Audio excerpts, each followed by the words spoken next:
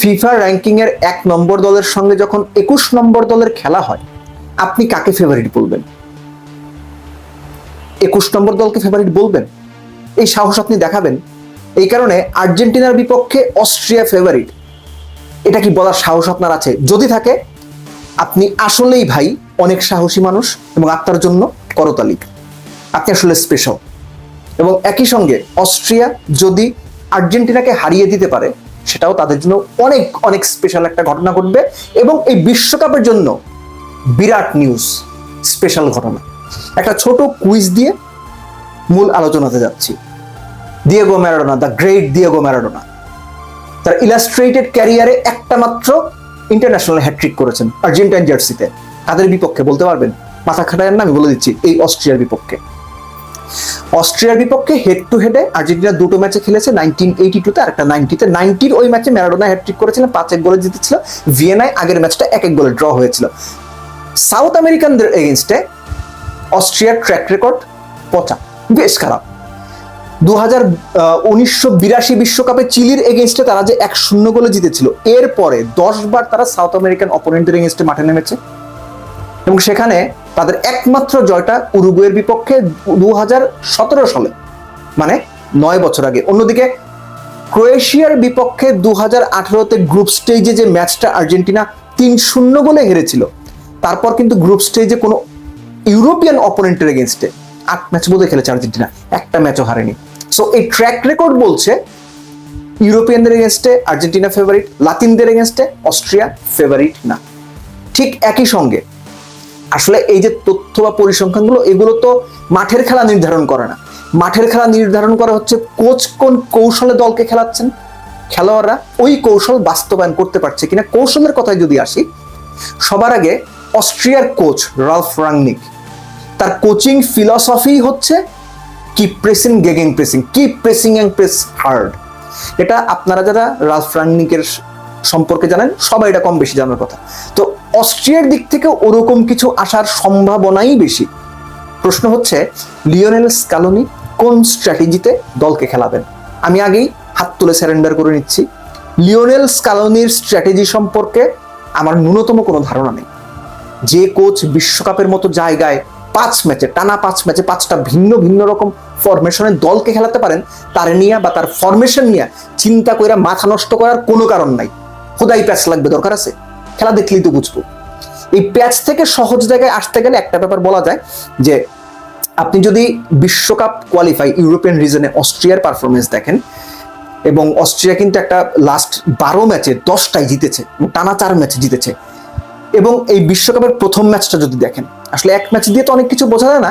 অস্ট্রিয়ার খেলার একটা জিনিস খেয়াল করবেন, যে তাদের মিডফিল্ডের যে প্লেয়াররা আছেন, লেটস সে কর্নার লাইমার কিংবা ধরেন নিকোলাস শিওয়াল্ড, এদের ইন্টারপার্সোনাল যে কানেক্টিভিটি সেটা অনেক স্ট্রং। দে কিপ প্রেসিং এবং একই সঙ্গে তারা যথেষ্ট ফিজিক্যাল, মানে শক্তিশালী এবং গুতাগুতি করার অভ্যাস আছে।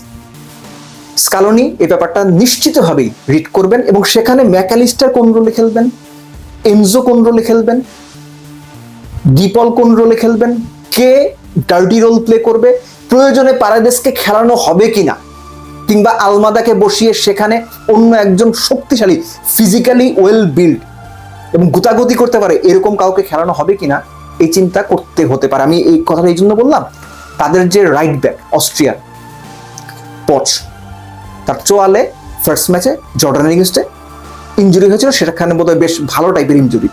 যতটুকু আমি বিভিন্ন তথ্যপাত্য ঘেটে জানলাম যে তিনি দলের সঙ্গে না করে আলাদা প্র্যাকটিস করেছেন এবং বিশেষ মাস্ক পরে প্র্যাকটিস করেছেন। তো তিনি যদি খেলতে না পারেন সেবাস্টিয়ান পস, সেখানে হয়তো কনরাড লাইমারকে আমরা দেখব রাইট ব্যাক পজিশনে, কেননা বায়ার্ন মিউনিখের হয়ে তিনি এই রোলটা নিয়মিত প্লে করেছেন।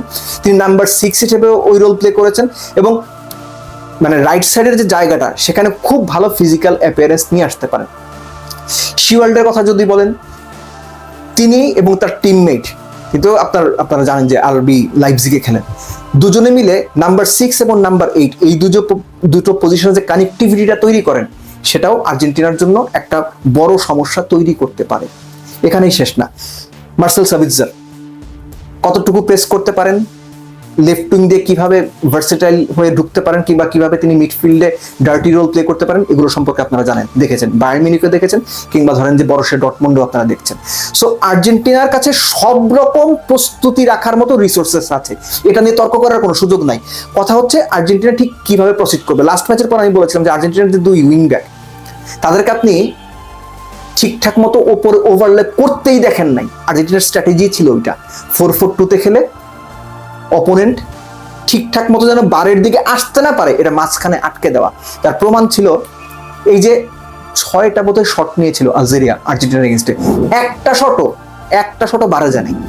সো তারা ওই জায়গাটাই অ্যালাউ করে নাই, একবারের জন্য জায়গা অ্যালাউ করা হয়েছিল এবং ওইটাই গোল হয়েছিল। খেয়াল করে দেখেন, যদিও অফসাইড ছিল ওই একটাই গোল হয়েছিল। আর্জেন্টিনা সতর্ক হয়ে গিয়েছে তারপরে।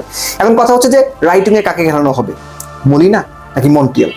আমরা দেখি যে একজনকে এক হাফ খেলানো হয়, আরেকজনকে আরেক হাফ খেলানো হয়। লেফট উইংয়ে মেদিনা থাকবেন, এটা মোটামুটি নিশ্চিত, এবং একই সঙ্গে আপনার মার্টিনেস, রোমেরো দুজনে সেন্ট্রাল ডিফেন্সে থাকবেন। তো সব মিলে আর্জেন্টিনার যে রিসোর্সেস রয়েছে, এই রিসোর্সেস অস্ট্রিয়াকে হারানোর জন্য যথেষ্ট, এটা আমি বিশ্বাস করি, এবং কনভিনসিংলি হারানোর জন্য যথেষ্ট, ধুকে ধুকে হারানোর জন্য মতো না, একদম ভালো খেলে ডমিনেট করে খেলে হারানোর জন্য যথেষ্ট। সো মানে ওয়েট করতে হবে যে আর্জেন্টিনা কোন স্ট্র্যাটেজিতে যায়, কাকে কোন জায়গাতে খেলায়, পরিবর্তন আদৌ আসে কিনা, আসলেও কোন কোন জায়গায়। সো এই বিষয়গুলো ইন্টারেস্টিং হতে যাচ্ছে।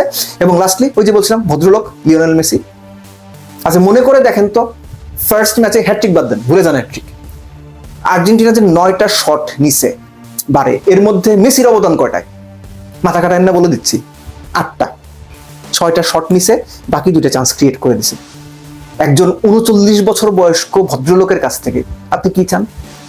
বাংলাদেশে 39 বছর বয়স হলে কোমরের ব্যথা, হাঁটুর ব্যথা, চলতে পারে না, কত রকম পেরেশানি। আর লিওনেল মেসি এক ম্যাচ একা ডমিনেট করছেন। আমি হ্যাটট্রিকের দিকে যাচ্ছি না রে ভাই, ওইটা দূরে থাক, সবকিছু নিয়ে আলোচনা করতে হয় না। So when you have someone named Lionel Messi, আপনি কিছু বুঝবেন না। দর্শক যেমন বোঝে না কি পাস দিল, কোত্থেকে গোল করলো, কেন করলো, কিভাবে হইলো, অপোনেন্টও বুঝে না কই পাস দিল, কেন দিল, কিভাবে দিল, গোল হয়ে গেল, কিছুই তো বুঝলাম না। So Lionel Messi above discussion, আলোচনার ঊর্ধ্বে। লিওনেল মেসি কোথায় দাঁড়াবেন, কি করবেন, এটা খেলার সময় আমরা দেখবো না, আমরা এনজয় করব। আমরা না, পুরো পৃথিবীর ফুটবল ভক্তরা এনজয় করবে। সো ওই ভদ্রলোককে সরিয়ে রেখে বাকি আর্জেন্টিনা টিম নিয়ে আলোচনা হইতে পারে যে তারা কে কোথায় খেলবে। সো অস্ট্রিয়ার এগেনস্টে আর্জেন্টিনা প্রথম ম্যাচে যে ধরনের থ্রেট ফেস করেছে বা যে ধরনের চ্যালেঞ্জেস ফেস করেছে, এক্সপেক্টেড তার চেয়ে বেশি চ্যালেঞ্জ ফেস করবে। আর সেই বেশি চ্যালেঞ্জ ফেস করাটা আর্জেন্টিনার জন্যই ভালো, কেননা শক্তিশালী অপোনেন্টের বিপক্ষে কিংবা তুলনামূলক বেটার অপোনেন্টের বিপক্ষে আপনি যখন বেটার চ্যালেঞ্জ ফেস করে উতরে যান, তাতে দলের কনফিডেন্স আরো কয়েক ধাপ বেড়ে যায়। ডিফেন্ডিং চ্যাম্পিয়ন দল হিসেবে, চ্যাম্পিয়নশিপ জেতার জন্য ফেভারিটদের একটা দল হিসেবে তাদের এই ধরনের বাধা অতিক্রম করে এগিয়ে যাওয়াটাই প্রত্যাশিত, প্রার্থিত। এবং লাস্টলি লিওনেল মেসিকে ভালো ফুটবল খেলতে দেখা, এমন কেউ কি আছে যে এক্সপেক্ট করে লিওনেল মেসি ভালো ফুটবল খেলুক? এটা আমি চাই না।